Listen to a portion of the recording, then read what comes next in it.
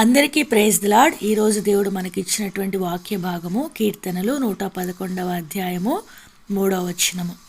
ఆయన కార్యము మహిమా ప్రభావములు గలది, ఆయన నీతి నిత్యము నిలకడగా ఉండును. ఈ యొక్క మాటలు దావీదు భక్తుడు రాస్తూ ఉన్నాడని మనకు స్పష్టమే.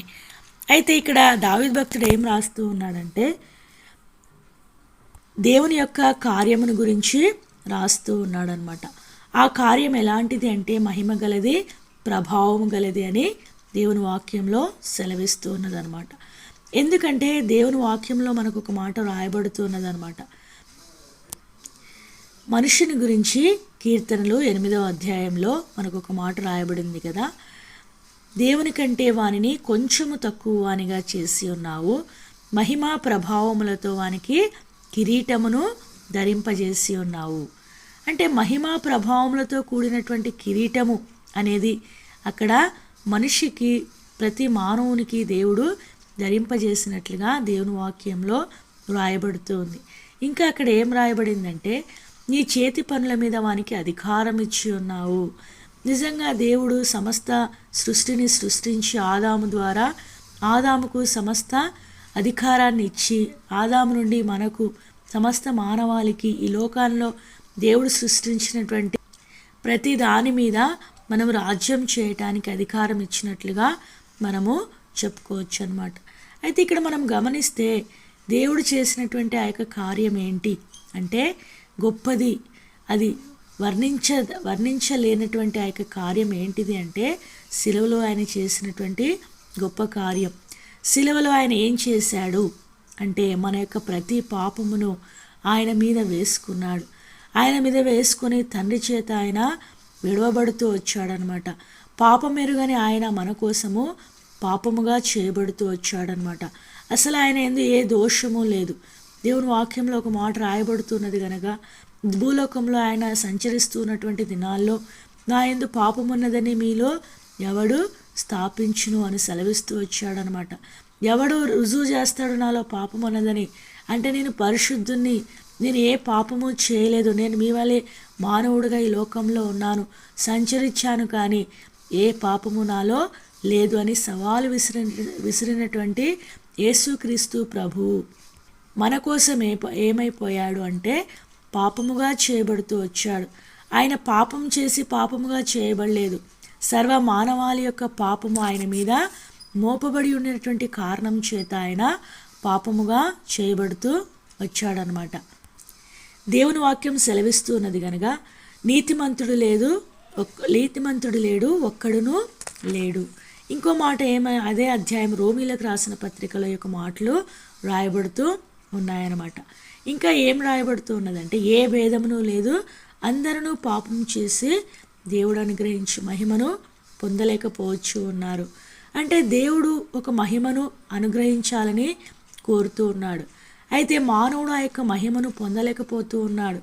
ఎందుకు అంటే తనలో ఉండేటువంటి పాపమును బట్టి, తన యొక్క జన్మ పాపం కావచ్చు, తన యొక్క కర్మ పాపం కావచ్చు, తన క్రియల ద్వారా చేసేటువంటి పాపం కావచ్చు, ఏది ఏమైనప్పటికీ కూడా ప్రతి మానవుడు కూడా పాపి అని దేవుని వాక్యము సెలవిస్తూ ఉన్నదన్నమాట. పాపం లేనివాడు పరిశుద్ధుడు, దేవుడు ఒక్కడు మాత్రమే పరిశుద్ధుడై ఉంటూ ఉన్నాడనమాట. అలాంటి పాపంగా ఉన్నటువంటి మనలను పరిశుద్ధులుగా చేయటానికి చేయబడినటువంటి కార్యమే ఆ యొక్క శిలువ కార్యంగా మనము చెప్పబడుతూ ఉన్నామన్నమాట. తర్వాత ఆయన నీతి ఎలాంటిది అంటే నిత్యము నిలకడగా ఉండేటువంటి నీతి. మనలను ఈ యొక్క శిలువ కార్యం ద్వారా నీతిమంతులుగా తీర్చబడినట్లుగా రోమీలకు రాసిన పత్రికలో మనము చదువుతామన్నమాట. ఒకసారి మనం ఆ మాటలను గమనించినట్లయితే రోమీలకు రాసిన పత్రిక 3వ అధ్యాయము 20వ వచనం నుంచి మనం గమనించినట్లయితే, ఏలైనగా ధర్మశాస్త్ర సంబంధమైన క్రియల మూలంగా ఏ మనుష్యుడు ఆయన దృష్టికి నీతిమంతుడని తీర్చబడడు, ధర్మశాస్త్రం వలన పాపమనగా ఎట్టిదో తెలియబడుచున్నది. ఇక్కడ మనం గమనిస్తే మనకు పూర్వీకులైనటువంటి వారు అంటే ఆదాము మొదలుకొని తర్వాత యేసు ప్రభువు రాకముందు ఉన్నటువంటి దేవుని బిడ్డలైనటువంటి వారు ధర్మశాస్త్ర మూలంగా నీతిమంతులుగా తీర్చబడుతూ ఉన్నారు అని మనకు ఆ యొక్క బలులు, సమాధాన బలు అయితేనేమి, దహన బలైతేనేమి, పాప పరిహారార్థ బలైతేనేమి, ఇలాంటి బలులు అర్పించడం ద్వారా వాళ్ళు పరిశుద్ధులుగా చేయబడుతూ వచ్చారు అనేటువంటి మాట మనం ఎరుగుదుము. కానీ అయితే అది పరిశుద్ధతని ఇవ్వగలుగుతుందేమో, తాత్కాలికమైనటువంటి ఆ యొక్క పరిశుద్ధతను వారు పొందగలుగుతారేమో, కానీ నీతిమంతుడుగా తీర్చబడడు అని దేవుని వాక్యం ఇక్కడ స్పష్టంగా రాయబడుతూ ఉన్నదనమాట. ధర్మశాస్త్రం అంటే ఏంటి అంటే, ఇది పాపం, ఇది పాపం కాదు, ఇలా చేస్తే కరెక్ట్, ఇది కరెక్ట్ కాదు, పాపం అంటే ఏంటో తెలియజేస్తుంది అని సెలవిస్తున్నదని తెలియబడుతుంది ఇక్కడ. అయితే ఇక్కడ మనం గమనించినట్లయితే, ఇట్లుండగా ధర్మశాస్త్రమునకు వేరుగా దేవుని నీతి బయలుపడుచున్నది, దానికి ధర్మశాస్త్రమును ప్రవక్తలను సాక్ష్యం ఇచ్చుచున్నారు. అయితే ఇక్కడ ఒక నీతి కనబడుతూ ఉంది. ఆ నీతి ఏంటంటే దేవుని యొక్క నీతి. ఆ దేవుని యొక్క నీతి ఏం చేస్తుందంటే ధర్మశాస్త్రమునకు వేరుగా ఉందంట. ధర్మశాస్త్రం ఏం చెప్తుంది? బలి అర్పిస్తేనే పాపక్షమాపణ, బలి అర్పిస్తేనే పరిశుద్ధత. కానీ మనం ఇప్పుడు ఏమన్నా బలి అర్పిస్తూ ఉన్నామా? అయితే మనం పరిశుద్ధులంగా తీర్చబడట్లేదా? మనం నీతిమంతులం కావట్లేదా? మనం అపరిశుద్ధులంగా, హృదయ శుద్ధి గలవారు ధన్యులు, వారు దేవుని చూచెదరు. అంటే దేవుని చూసేటువంటి అనుభవంలో మనం లేమా అని మనం ఇక్కడ గమనించినట్లయితే తప్పకుండా మనం కూడా అటువంటి అనుభవము కలిగి ఉన్నాం. ఈ అనుభవం ఎలా కలిగి ఉన్నామంటే దేవుడు చేసినటువంటి ఆ యొక్క సిలువ కార్యం ద్వారా. ఇక్కడ మనము 22వ వచనంలో కూడా మనం గమనిస్తే, యేసుక్రీస్తు నందలి విశ్వాసమూలమైనదై నమ్మువారందరికీ కలుగు దేవుని నీతి అయి ఉన్నది. ఇక్కడ మనం గమనించినట్లయితే ఇక్కడ 23వ వచనంలో, ఏ భేదమును లేదు, అందరినూ పాపం చేసి దేవుడు అనుగ్రహించి మహిమను పొందలేకపోతున్నారు, కాబట్టి నమ్మువారు ఆయన కృపచేతనే క్రీస్తు యేసునందలి విమోచనము ద్వారా ఉచితముగా. ఇక్కడ ఈ మాట మనము ఖచ్చితంగా గమనించవలసినటువంటి విషయం. మనం ఏం చేయటం లేదు, మనం ఏమి గొర్రెలను తీసుకురావట్లేదు, ఏ పక్షుల్ని తీసుకురావట్లేదు, ఏ పిండిని తీసుకొని రావట్లేదు. దేనికోసం ఇవన్నీ? మనం పరిశుద్ధులుగా చేయబడాలంటే బలి అర్పించాలి. ఈ బలులన్నీ కూడా మనం అర్పించటం లేదు. కానీ ఇక్కడ ఏమంటున్నాడంటే ఉచితముగా నీతిమంతులని తీర్చబడుచున్నారని దేవుని వాక్యంలో సెలవేయబడుతూ ఉన్నదనమాట. ఈ ఉచితమైనటువంటి పరిస్థితి దేని ద్వారా వచ్చిందంటే దేవుడు చేసినటువంటి ఆ యొక్క సిలువ కార్యం ద్వారా. పాపమెరుగని ఆయన మన కోసం పాపముగా చేయబడి ఆ సిలువ మ్రాను మీద తను తాను అప్పగించుకొని తండ్రి చేత విడవబడినటువంటి వాడుగా మన కోసం ఆయన ప్రాణం పెట్టి తన రక్తాన్ని అంతటిని చివరి రక్తపు బొట్టు వరకు ఆయన కార్చి మన కోసం చనిపోయి సమాధి చేయబడి 3వ దినాన మృత్యుంజయుడిగా లేచినటువంటి కారణాన్ని బట్టి మనము నీతిమంతులంగా తీర్చబడుతూ వచ్చామన్నమాట. దేవుడు ఆ కార్యం చేశాడు కాబట్టి సర్వ మానవాళి నీతిమంతులుగా తీర్చబడ్డారా అంటే ఏమాత్రమును కాదు. ఇక్కడ మనం గమనించినట్లయితే విశ్వాసమూలమైనదై నమ్మువారందరికీ. తర్వాత ఇక్కడ కూడా మనం గమనిస్తే, కాబట్టి నమ్మువారు ఆయన కృపచేతనే. అంటే ఇక్కడ దేనివల్ల మనము నీతిమంతులంగా తీర్చబడుతూ ఉన్నాము అంటే నమ్మటం ద్వారా. ఎందుకంటే ఇది నమ్మశక్యమైనది కాదు, అది మన కళ్ళకు కనబడటం లేదనమాట. విశ్వసించటానికి యోగ్యమైనది ఏమాత్రమును కాదు. అసలు మనం ఇప్పుడు ఉన్నాము, ఎప్పుడో యేసు ప్రభు ఆ శిలువ మీద మరణించాడు, ఆయన చనిపోయాడు, ఆయనను పాతిపెట్టారు, 3వ దినాన ఆయన తిరిగి లేచాడు అనేటువంటి మాటలే మనకు వినబడుతూ ఉన్నాయి. కానీ మనం కళ్ళతో అయితే వాటిని చూడలేదు. అదే కదా విశ్వాసం అంటే.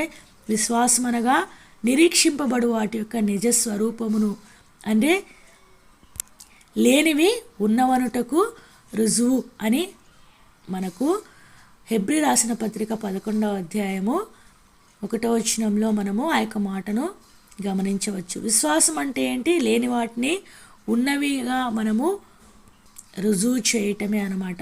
అంటే మనం వాటిని చూడటం లేదు, కానీ అవి జరిగాయి. అవేం గుడ్డిగా నమ్మమనట్లేదు దేవుడు, అవి ఆల్రెడీ జరిగాయి. అయితే దాన్ని మనము విశ్వసించాలి, నమ్మాలి. నమ్మినప్పుడు మాత్రమే మనం ఏమైపోతాము? నీతిమంతులముగా పరిశుద్ధులముగా తీర్చబడతామన్నమాట. ఈ నీతిమంతుడు లేడు, ఒక్కడునూ లేడు, అందరూ పాపం చేశారు అనేటువంటి ఈ యొక్క మాట దేవుడు అనుగ్రహించేటువంటి ఆ యొక్క మహిమను పొందలేకపోయేటువంటి ఈ యొక్క అనుభవము మనలో నుండి తీసివేయటానికి ఆయన శిలువ కార్యము గొప్పదిగా మనకు బయలుపరచబడుతూ ఉన్నదనమాట. శిలువలో ఆయన చేసినటువంటి కార్యం ద్వారా ఆ యొక్క కార్యాన్ని మనము నమ్ముట ద్వారా మనము నీతిమంతులముగా తీర్చబడుతూ వచ్చాము. నిజంగా ఇది మహిమగలది కాదంటారా? నిజంగా ఇది ప్రభావం కలిగినది కాదంటారా? దావీదు చెప్పినటువంటి ఆ యొక్క మాట నిజమైనదే కదా. మంటిలో ఉన్నటువంటి మనల్ని మహిమైశ్వర్యులుగా చేయటానికి దేవుడు చేసినటువంటి ఆ యొక్క కార్యము మహిమ ప్రభావం గలదిగా చెప్పబడుతూ ఉన్నదనమాట. ఆయన ప్రభావము నిజంగా మనకు కూడా అనుగ్రహించాడు. ప్రభావం అంటే ఆయన శక్తి. నిజంగా దేవుని బిడ్డలుగా ఉన్నటువంటి మనకు ఆయన శక్తిని ఇవ్వలేదా? మనం ఎన్నో విషయాల్లో ప్రార్థన చేసి జవాబును పొందుతూ వచ్చాం. అనేకమైనటువంటి ఆశ్చర్య కార్యాలు, దేవుడు చేసినటువంటి కార్యాలు మన జీవితాల్లో ప్రార్థన ద్వారా మనం పొందుతూ ఉన్నాం. నిజంగా మనం కూడా ఆ యొక్క మహిమ ప్రభావం అనేటువంటి ఆ యొక్క కిరీటమును మనకు కూడా ధరింపజేసినటువంటి ఆ యొక్క కార్యమే సిలువలో చేసినటువంటి గొప్ప కార్యం. నిత్యము ఉండేటువంటి ఆ యొక్క నీతి, దేవుని నీతి బయలుపరచబడుతూ ఉన్నదనమాట. మనల్ని కూడా పాపానికి దాసులుగా ఉన్నటువంటి మనల్ని నీతికి దాసులుగా చేశాడనమాట. నిత్యము నిలిచేటువంటి ఆ యొక్క నీతి, నిత్యము ఉండేటువంటి ఆ యొక్క పరలోక రాజ్యంలో మనం కూడా స్వతంత్రంగా దేవునితో రాజ్యం చేస్తూ దేవుని యొక్క మహిమను, దేవుని యొక్క ప్రభావమును యుగయుగాలు మనం కూడా కలిగి ఉండేటువంటి ఆ యొక్క గొప్ప భాగ్యమును ఈ యొక్క శిలువ కార్యం ద్వారా కదా మనము అనుభవిస్తూ ఉన్నాము. నిజంగా ఆయన చేసినటువంటి ఆ యొక్క కార్యం అంత గొప్పదై ఉంటుండగా నిజంగా ఇంకా ఆ యొక్క కార్యమును నీవు గుర్తెరగకపోతే నేడే ప్రభువును విశ్వసించాలని ప్రభువు కోరుతూ ఉన్నాడనమాట. శిలువలో నీ కొరకు చేసినటువంటి ఆ యొక్క కార్యము ఏదో మాటలతో చెప్తే అది గ్రహించుకునేది కాదు, కానీ నిజంగా నీ యొక్క ఆత్మతో నీవు గ్రహించి నిజంగా హృదయపూర్వకంగా దాన్ని ఆలోచించినట్లయితే అది ఎంతో గొప్ప విషయంగా మనకు కనబడుతూ ఉన్నది. అందుకే దావీదు భక్తుడు ఈ మాటలు రాస్తూ ఉంటూ ఉన్నాడనమాట. మరొకసారి ఆ మాటలను మనము చదువుకుందాం. కీర్తనలు 111వ అధ్యాయము 3వ వచనం. ఆయన కార్యము మహిమా ప్రభావములు గలది, ఆయన నీతి నిత్యము నిలకడగా నుండును. దేవుడు మనకి అనుగ్రహించినటువంటి నీతి నిత్యము నిలిచేదై ఉంటుంది. యుగయుగములు మనము ఆయన నీతిని అనుసరించి ఆయన నీతిలో ప్రవేశించి ఆయనతో కూడా మహిమా ప్రభావములు కలిగినటువంటి ఆ యొక్క నిత్య రాజ్యంలో మనం కూడా ఉండాలని దేవుడు కోరుతూ ఉన్నాడు అనమాట. ఆ విధంగా మనం ఉండునట్లుగా నీకు నాకు దేవుడు సహాయము చేయునుగాక. దేవుడి కొన్ని మాటలను దీవించి ఆశీర్వదించునుగాక. ఆమేన్.